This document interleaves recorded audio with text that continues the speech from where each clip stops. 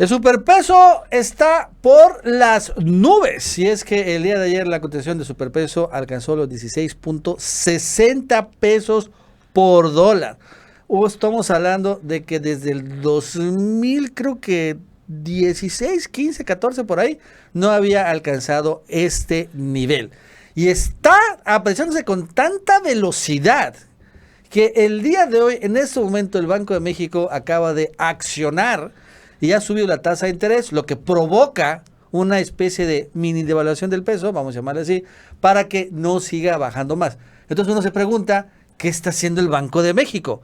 Porque aunque no crean, hoy el Banco de México pretendió devaluar el peso. ¿Qué tal, Aaron? ¿Cómo estás? Buenas tardes, gusto saludarte. ¿Qué tal, Nacho? Muy contento. Y sí, en efecto, parece que el Banco de México está en contra del sueño de millones de mexicanos de ver al dólar llegar a los 12 pesos. Y es que, en efecto, el día de ayer, la Reserva Federal, que es el Banco de Estados Unidos, el Banjico de allá, estaba diciendo, nosotros no estamos listos para bajar las tasas. No. Y aquí en México ya las están bajando. Y esto tiene un sentido bastante interesante del por qué. Es que si nos vamos a ver la gráfica del peso mexicano, podemos ver que la tendencia del dólar es a la baja contra el peso mexicano. ¿Qué te indica esto? Que la demanda por pesos es demasiada, está por las nubes. Está ahora sí que yéndose los inversionistas a estar comprando pesos. Esto hace que el peso mexicano se empiece a fortalecer. Pero el problema para Banjico es que está jugando una carrera en contra de los inversionistas. Ahora sí que ellos intentan mantener el precio cerca de los 16,60, 65, donde ya no quieren que baje más. ¿Por qué se hace esto? Esto puede afectar también al gobierno. Al gobierno que de repente recibe ingresos, si se fortalece demasiado el dólar, más bien el peso mexicano, va a terminar haciendo que los ingresos bajen. Entonces, por eso, David Mágico dice, espérense. Pero ¿qué ingresos? Los ingresos petroleros, ¿no? Los ingresos de importación, de exportación. Porque, por ejemplo, cuando tú importas, digamos, un celular, el celular te cuesta 1,000 pesos.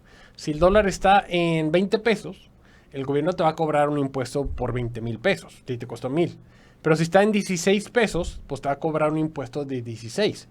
Curiosamente, Nacho, si nos vamos a revisar la historia del peso mexicano contra el dólar, lo que terminaba sucediendo es que los gobiernos neoliberales lo hacían de manera sistemática devaluar al peso mexicano. Por eso decíamos, es que el dólar siempre está subiendo. No, es que no es que se subía por arte de magia.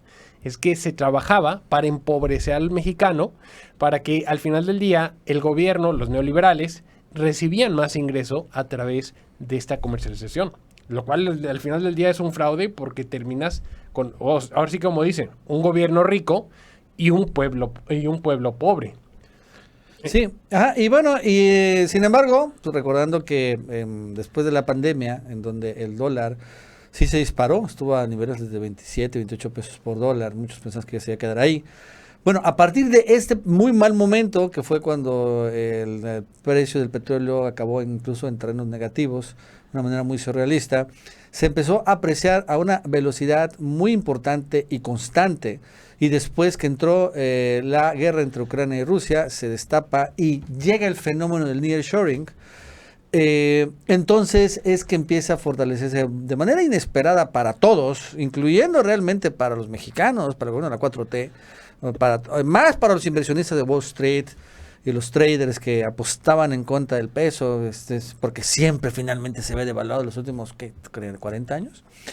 Entonces llegó un momento en donde lento pero seguro, muy constante, la moneda mexicana empezó a apreciarse cada vez más y más y más. Rompió récord en el 2023, también un poco en el 2022, está rompiendo récord en el 2024 de apreciación, y pasa esto hoy, ¿no? Banjico sigue así bajando, ya ahora sí, estaba a punto de romper, ahí tienes la grafiquita, ¿no? El piso 16.60 pesos. En ese momento, cuando rompiera ese piso, iba a llegar a los 15 pesos por dólar, 16.50, 16.40, 16, o sea, ya íbamos para allá. Y hoy el Banco de México, ahí está el piso, ¿no? Ahí se ve, aquí se ve este pico, lo estaba intentando romper. 1, 2, 3, y ya el Banco de México dice, momento. bajamos las tasas y esto debilita al peso mexicano. Ajá.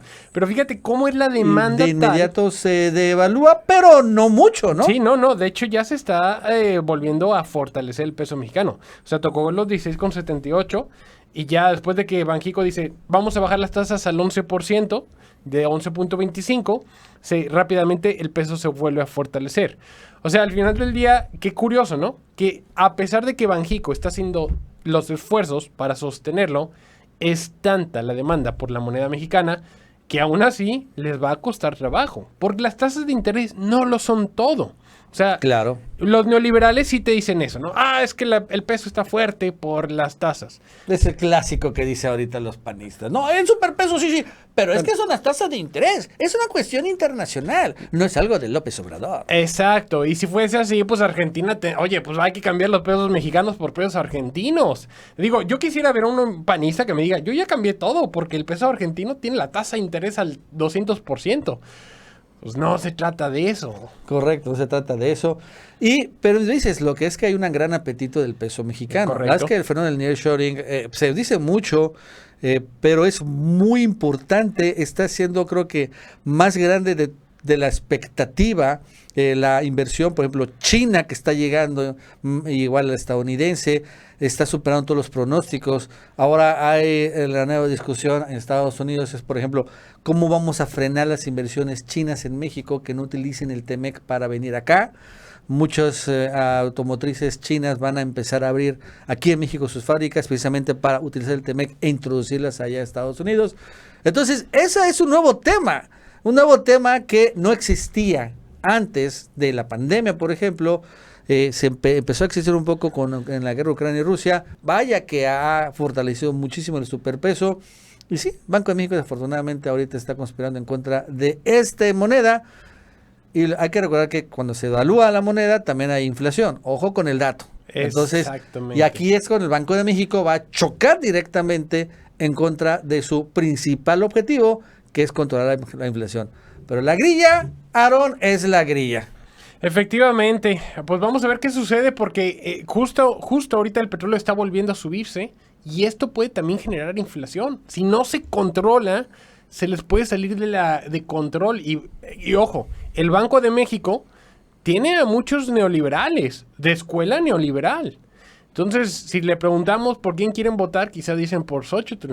Y justo antes de las elecciones, rehacer la inflación o acelerarla, pues también le podría beneficiar políticamente a la candidata del conservadurismo. Correcto. Entonces hay que tener bajo lupa a Banxico para ver qué está haciendo, pero bueno, estos son los órganos autónomos que tanto nos dicen. Autónomos, ¿qué tanto hay que defender? ¿Qué tanto? Exacto. Bueno, amigos, eso es todo. Hasta luego.